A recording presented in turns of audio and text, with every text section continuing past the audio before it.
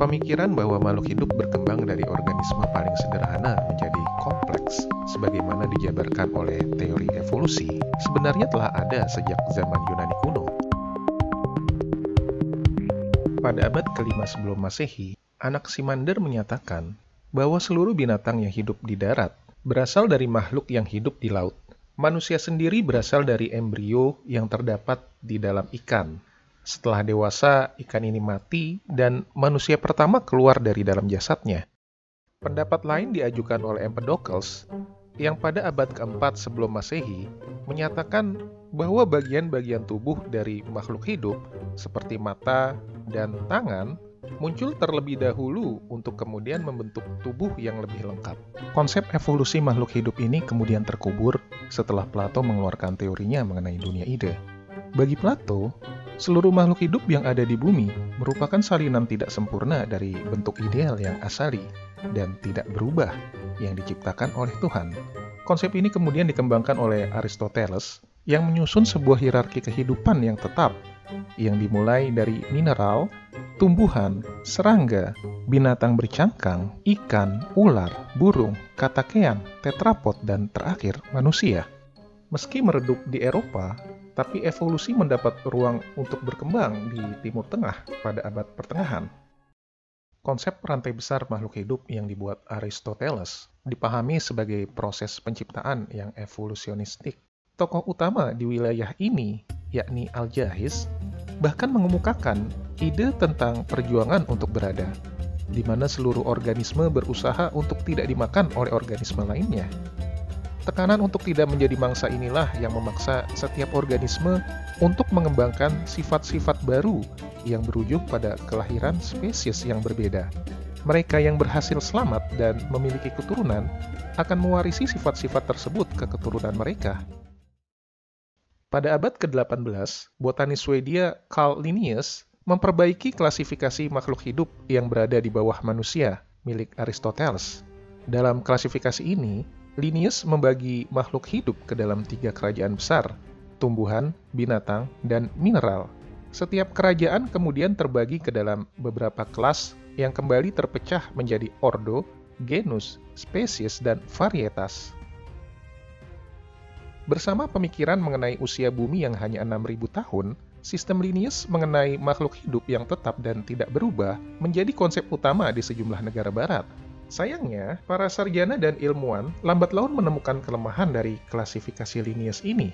Comte de Buffon misalnya, mendapati sejumlah spesies telah mengalami penurunan kualitas dari spesies sebelumnya yang memiliki kualitas yang jauh lebih baik. Ia memberi contoh keledai yang ia pandang sebagai spesies degeneratif dari kuda. Selain itu, Buffon juga menemukan adanya kemiripan struktur lengan pada sejumlah hewan, seperti kaki depan anjing, sirip anjing laut, sayap kelelawar, dan burung. Kemiripan struktur ini menunjukkan bila binatang-binatang tersebut merupakan bentuk modifikasi dari nenek moyang yang sama. Pemikiran Buffon ini kemudian dikembangkan oleh salah seorang muridnya, Jean-Baptiste Lamarck, yang memunculkan kembali konsep evolusi di Eropa. Menurut Lamarck, kehidupan berkembang secara spontan dari material tidak bernyawa untuk kemudian bertransformasi dan berevolusi menjadi bentuk yang lebih kompleks. Produk akhir dari evolusi ini adalah manusia.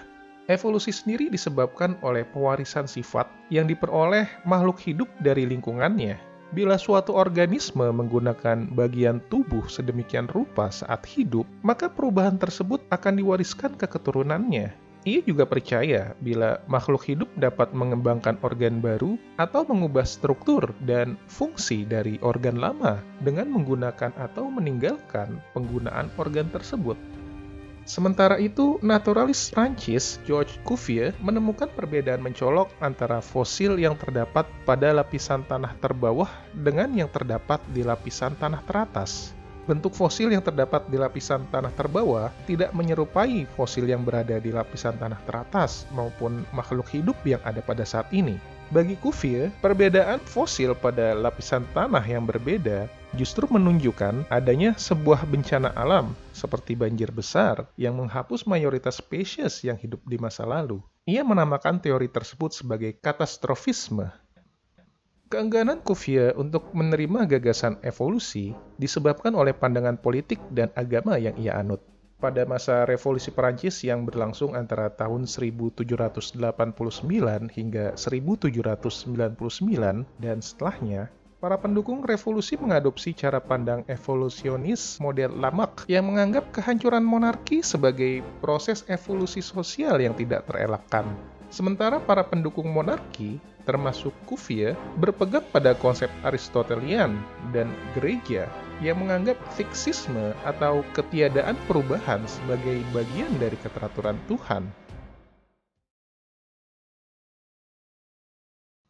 Di Inggris, konsep evolusi pertama kali diperkenalkan oleh Erasmus Darwin. Ide evolusi ini dicetuskan oleh Darwin setelah sejumlah pekerja menemukan tulang mamut saat menggali sebuah terusan di Staffordshire pada 1767. Temuan tersebut menunjukkan bahwa seluruh organisme berbagi nenek moyang yang umum yang ia sebut sebagai filamen tunggal. Filamen tunggal ini terbentuk di dalam air untuk kemudian mengalami proses alamiah menjadi makhluk hidup tanpa intervensi apapun dari Tuhan. Erasmus Darwin sendiri adalah seorang ateis dan karya besarnya di bidang biologi berjudul Zoonomia masuk ke dalam indeks buku terlarang di Vatikan. Berbeda dari situasi yang terjadi di Perancis, tidak semua pendukung konsep evolusi di Inggris berasal dari kalangan jelata, ateis, dan radikal. Pada tahun 1844, terbit sebuah buku berjudul Vestige of the Natural History of Creation yang ditulis oleh seorang jurnalis Skotlandia, Robert Chambers. Berbeda dari Erasmus Darwin dan Lamarck yang banyak memikat kalangan ateis dan pro-demokrasi, konsep evolusi yang diketengahkan oleh buku Chambers ini justru menarik minat kalangan aristokrat Inggris, termasuk di dalamnya keluarga kerajaan.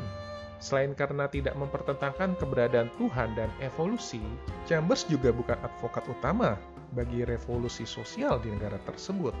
Sehingga meskipun bukunya banyak dikritik oleh para ilmuwan, tapi keberadaannya membuat masyarakat Inggris lebih mudah menerima ide evolusi baru yang dirumuskan 15 tahun kemudian oleh Charles Darwin.